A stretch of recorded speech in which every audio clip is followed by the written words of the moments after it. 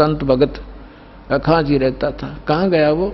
तो उस हरलाल भगत ने, किसान था वो जाट, उसने बताया जी वो तो मृत्यु को प्राप्त हो गया, 4-5 वर्ष हो गए। परमात्मा ने कहा कि ये बैल ओए है तेरा बाबा जी, इस नकली पर भक्ति बनी नहीं, सत साधना इसके पास थी नहीं, यू खावा था सोवा था, नकली डड़े डोया था, कंकर पत्थर इकट्ठे करे, साधना ठीक नहीं थी। ये वही बाबा जी है, वो भगत जो घर छोड़ कर चला गया था, ब्रह्मचारी भी था, बैल बनकर गाड़ी खींच रहा है, क्योंकि तेरा खा रखा था इसने, पूरा करना पड़ेगा वापस। मैंने इसको ये कहा भाई भगत जी, चाहे तो लठ खा के इसका दे दे और चाहे अपना स्वभाव पूरा कर दे, पूरा करे पीछा छूटेगा तेरा। इसका समझ में आ गई, अब ये तेरे पूरे करेगा। अब पुणात्मा देखो, अब जो भी कोई साधना कर रहे हैं वो हैं परमात्मा के बच्चे, किसी ना किसी जन्म में वो मालिक के साथ रहे। आगे साधना नहीं मिलती तो वो 84 लाख योनियों में चले जाते। और परमात्मा ने वहां भी दया करा दी अपने गरीबदास जी के माध्यम से, हरलाल का मन फेर दिया कि भाई भगत था यो और यू बैल बन गया, इसकी दुर्भाग्य, पर आज के बाद इसने मैं गाड़ी में नहीं जोड़ूंगा, अलग से बांध दिया, चारा चरावे और बैठे रहे। देख परमात्मा ने भगत की वहां भी रक्षा कर दी और सुविधा दे दी, लेकिन भक्ति बिना क्या बने, अगला जन्म उसका सूर का होगा, फिर क्या सुविधा देंगे। तो पुण्यात्माओं, ये सौभाग्य आपका, आपको अनमोल रत्न मिल रहा है, इसने संभाल कर रखियो। अब जो प्रसंग चल रहा था, दास आपको बता रहा था कि अब आपको वो अनमोल वस्तु मिल गई है जो आज तक किसी को प्राप्त नहीं हुई। आपका भक्ति धन थोड़ी ही साधना से अत्यधिक बन रहा, संग्रहित हो रहा है, और इसी भक्ति धन से आपको यहाँ की भौतिक सुविधाएं भी प्रयोग करनी है और आगे चलने के लिए भी इसको सुरक्षित रखना है, इसको बांटना नहीं। अपनात्मा कुछ दिनों के बाद जिसने 1-2 वर्ष साधना या कर ली भगवान की सत साधना, तो आपका जो भक्तिहीन हो जाओगे, आप किसी को आशीर्वाद दे दोगे ना, वो भी फलने लग जाएगा।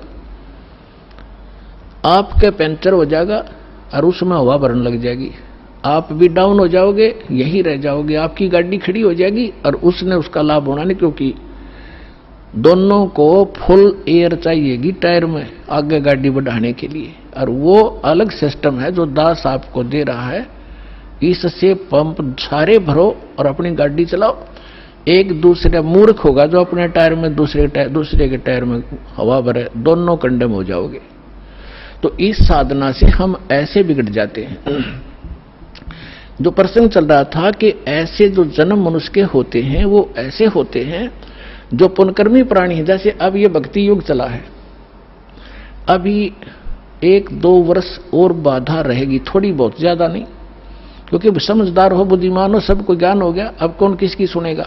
फिर 1-2 वर्ष के अंदर पूरे विश्व में फैल जाएगा, सब आपके साथी समर्थक हो जाएंगे, फिर बातें खत्म हो जाएगी। फिर जो मर्यादा आप करोगे आपका सहयोग देंगे और वो भी वो मर्यादा ही पालन कर रहे होंगे, तो आपका भक्ति खंड नहीं होगा, आप भी सफल होंगे और वो भी होंगे।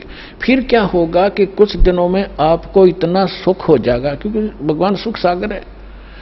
तो ये सावधानी बरतना कि इस सुख में परमात्मा से दूर ना होना, क्योंकि ये सुख मालिक से दूर करता है, और उसको होगा जिसका नाम खंडित हो जाएगा। या सांसारिक सुख, जैसे किसी व्यक्ति का नाम खंडित हो गया या किसी कारण से उसने नाम त्याग दिया, 2-3 वर्ष साधना करके वो चला गया, अब उसको फिर भी सुख हो रहे हैं और वो भक्ति भी दूसरी करने लग गया, या भी छोड़ दी है या यही मंत्र कर रहा है, उसने आना बंद कर दिया है, तो वो कनेक्शन तो कट गया।